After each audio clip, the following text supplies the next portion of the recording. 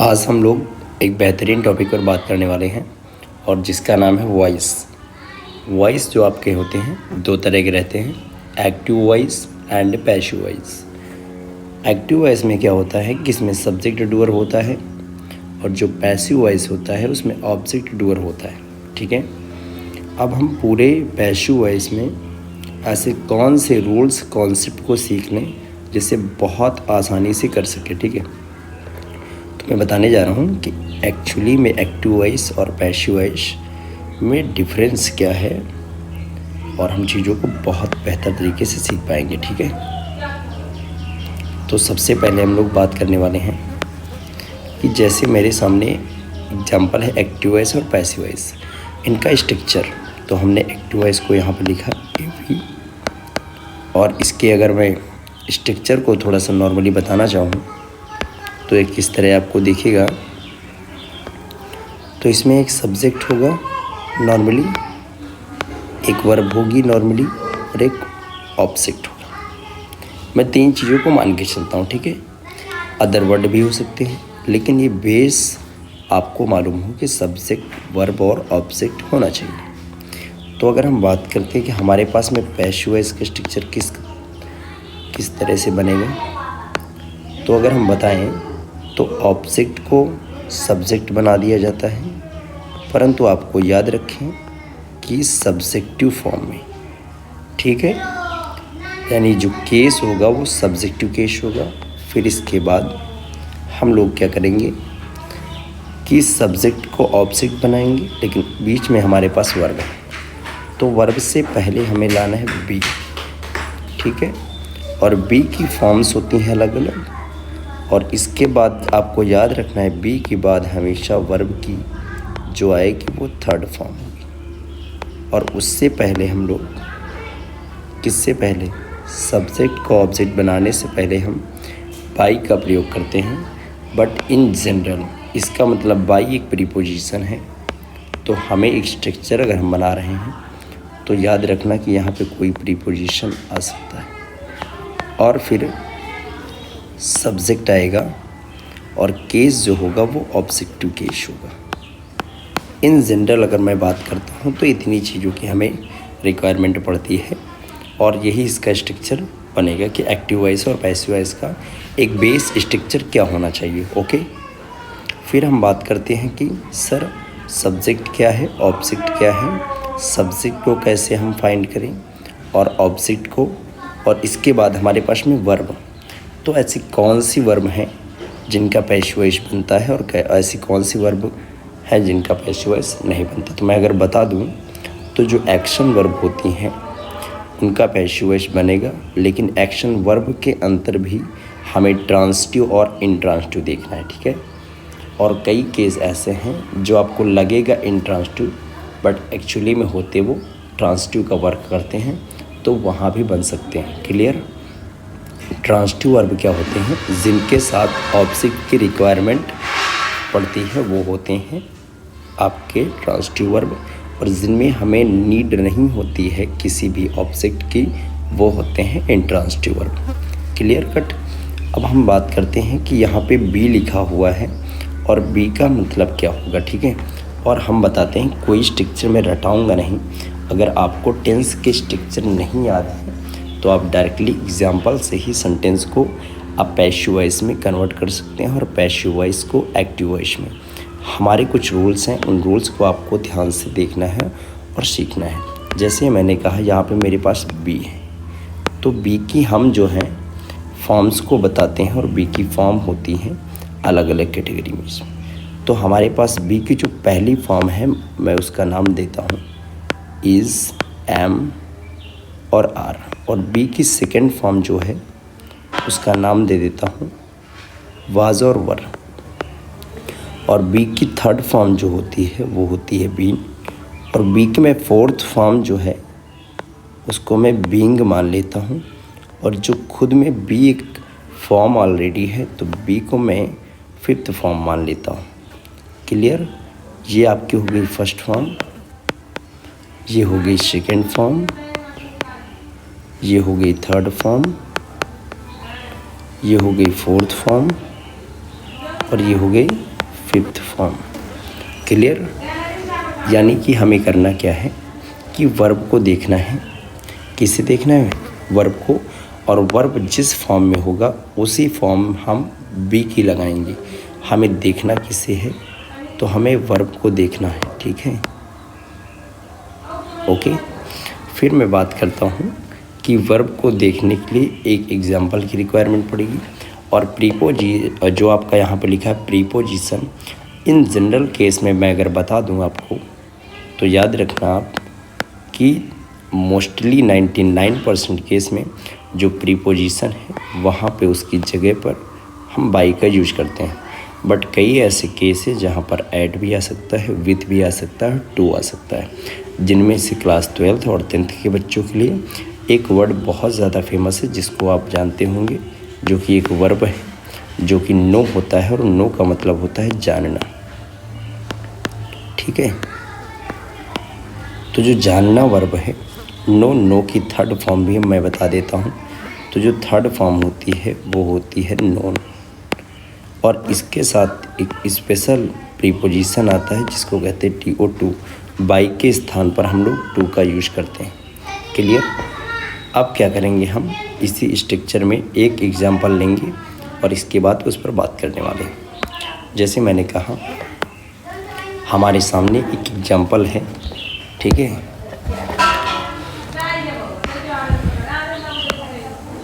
और एग्जांपल जो है वो एक्टिव वॉइस में हमने बोला कि आई लाइक हिम या आई लाइक हर बोल देता हूँ।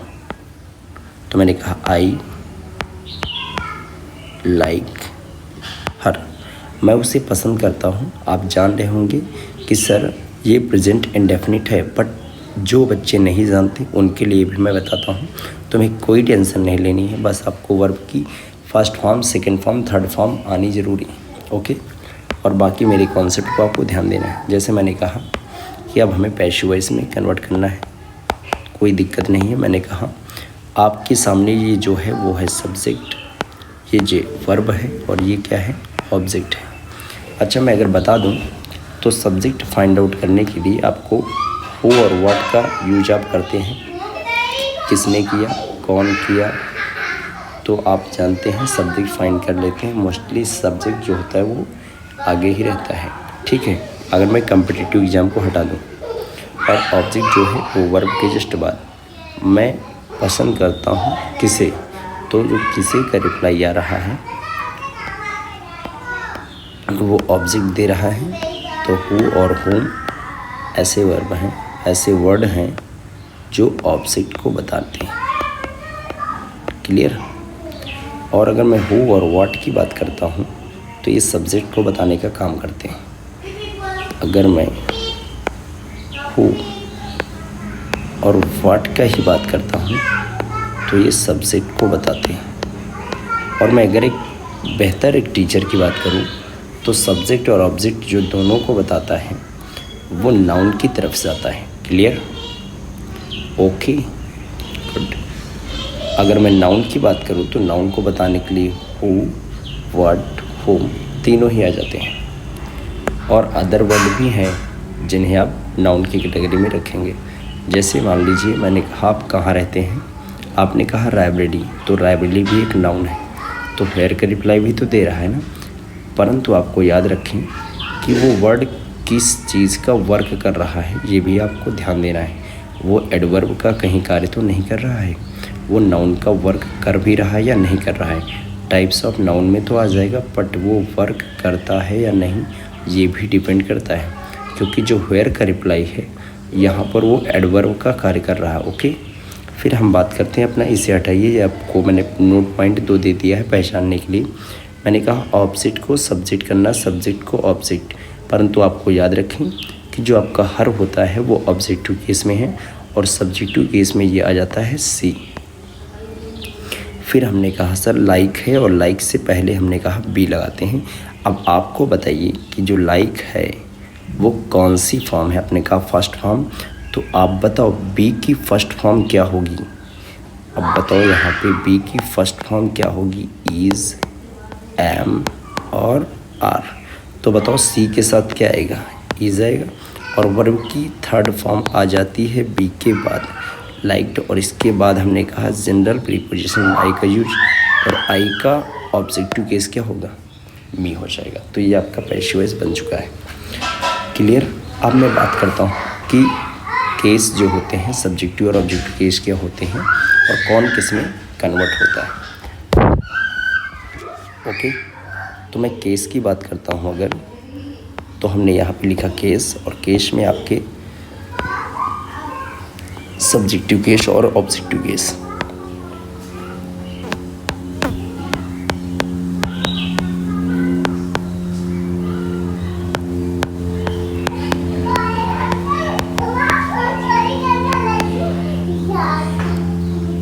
मैं एक लाइन यहाँ पे बीच में ड्रॉ कर देता हूँ। ओके, देखो यहाँ पे हमें करना क्या है कि हमने यहाँ पर अगर पता हो तो मैं बता दूँ कि आपने लिया ही, और ही को हम लोग बदलते हैं हिम में, और अगर हमने सी लिया तो ये हर में बदल जाता है, और अगर हमने आई लिया, ये हमारा आई है, नाइन मत समझिएगा, मी आ जाएगा। और इसके बाद मैं अगर बात करूं, अगर हम यू की बात करते हैं तो यू का यू ही रहता है, और अगर मैं बात करूं वी की तो वी का अस हो जाता है, और फिर हमारा भाई कहाँ गया, दे, और दे का हमारा जो होता है वो दिम हो जाता है। क्लियर। और अगर मैं बात करूं इसके बाद हमारे सामने ही हो गया, सी हो गया, आई हो गया, यू हो गया, वी हो गया, दे हो गया। एक लोग और ले आइए जिनका नाम है, आप जानते हैं इट। इट जानते हैं ना, तो इट जो होता है वो इट में ही कन्वर्ट हो जाता है।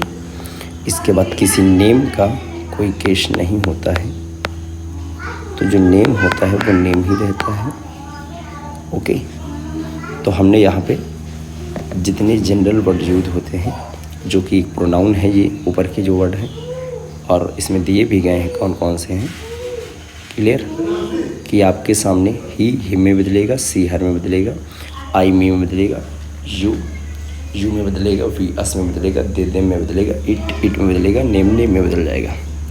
ओके, फिर मैं अगर बात करूं कि हमारे सामने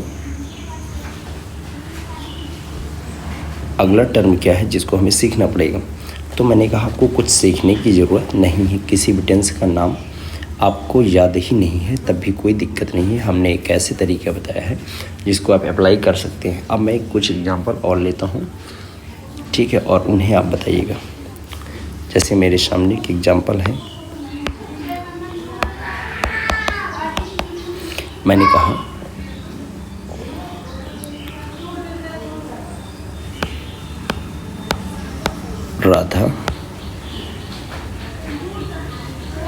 Radha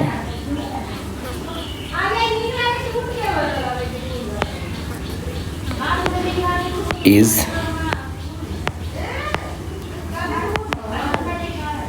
buying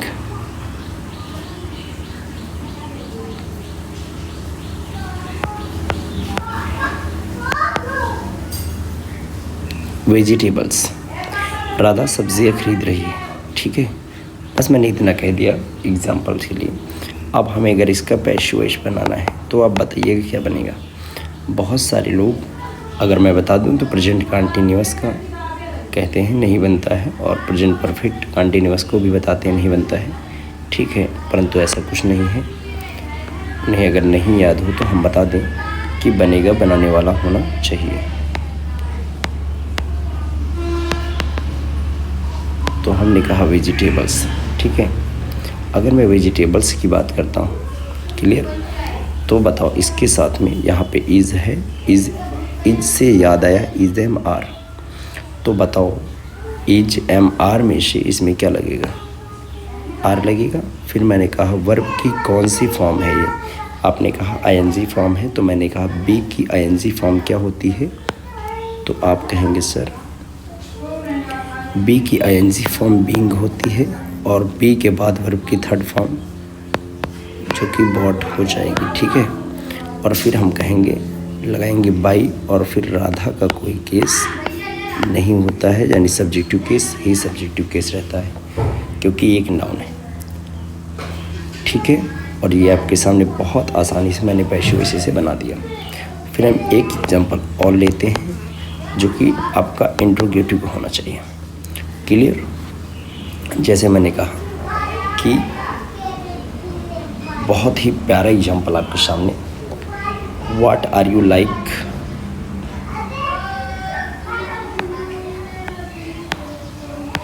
what are you नहीं बोलेंगे हम लोग, आप जानते हैं कि सर हम लोग बोलने वाले हैं व्हाट डू यू लाइक और question mark.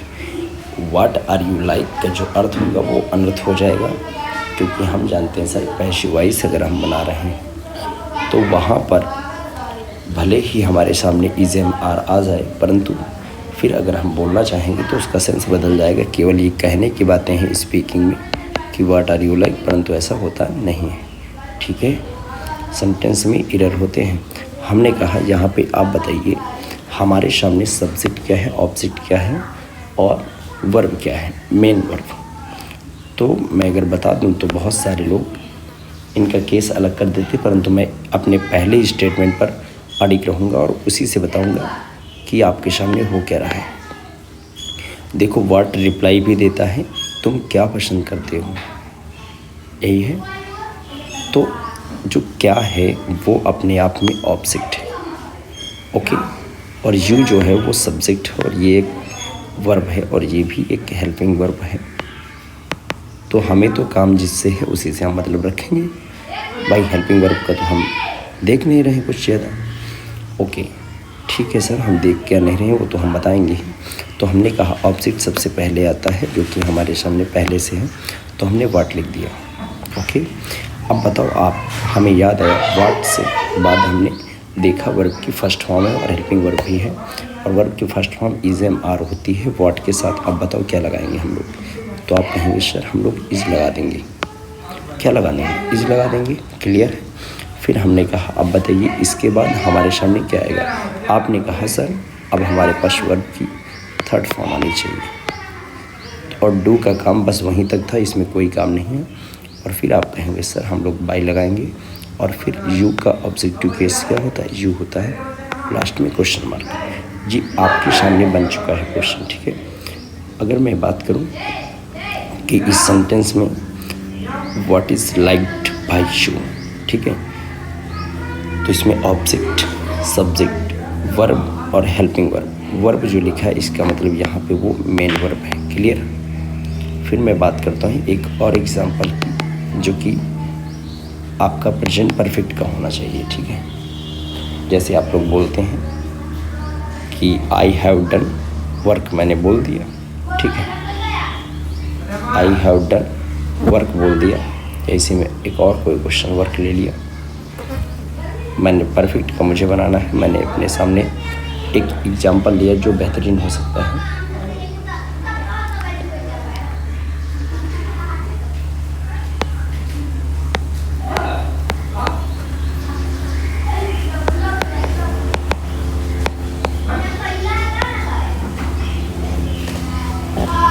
I have finished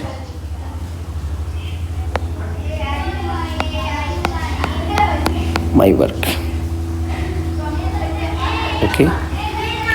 अब इसका हमें पैसिव वॉइस बनाना है, तो आप बताइएगा इसका पैसिव वॉइस क्या बन सकता है। आपको मैं टाइम देता हूँ 10 सेकंड का और फिर आप बताना कि क्या बन सकता है। तो आपने देखा कि सर हमारे सामने सब्जेक्ट जो है वो आई है, ओके। आपने देखा कि हमारे सामने सब्जेक्ट कौन है, आई है, और माई वर्क जो पूरा है, आप माई और वर्क को अलग मत करिएगा, और ये मेन वर्ब है, ये हेल्पिंग वर्ब है। मैंने कहा सबसे पहले हम लोग माई वर्क को आगे लाएंगे, और अगर मैं बता दूं जो वर्क होता है वो अनकाउंटेबल होता है और अनकाउंटेबल के साथ हमेशा सिंगुलर आती वर्ब।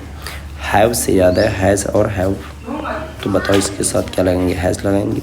और फिनिश जो लिखा है यहाँ पर वो थर्ड फॉर्म है, और अब बताओ बी की थर्ड फॉर्म क्या होती है, तो आप कहेंगे सर बीन होती है, और बी के थर्ड फॉर्म आपके बीन के बाद हमेशा वर्ब की कौन सी फॉर्म आती है? थर्ड फॉर्म, और फिनिश्ड ऑलरेडी थर्ड फॉर्म में है।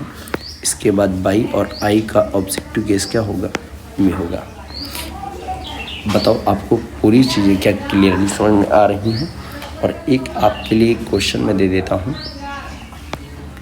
जिसे आप करके आएंगे, और बाकी मैंने पढ़ा दिया है बेसिक और एक फर्स्ट क्लास में।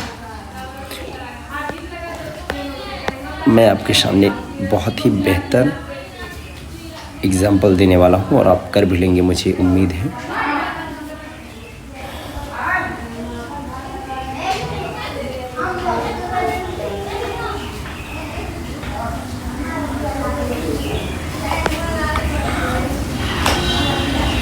मैं आपके सामने हु हेल्प लिख रहा हूँ।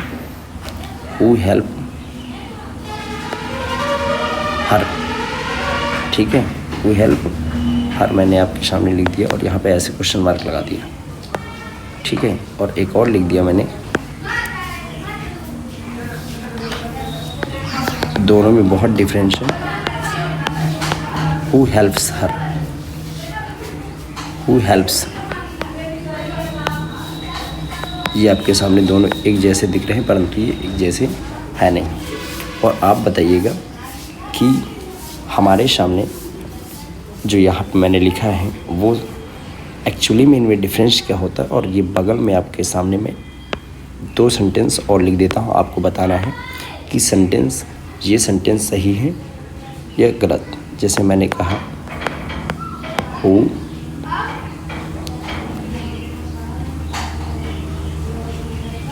और इसके बाद मैंने लिख दिया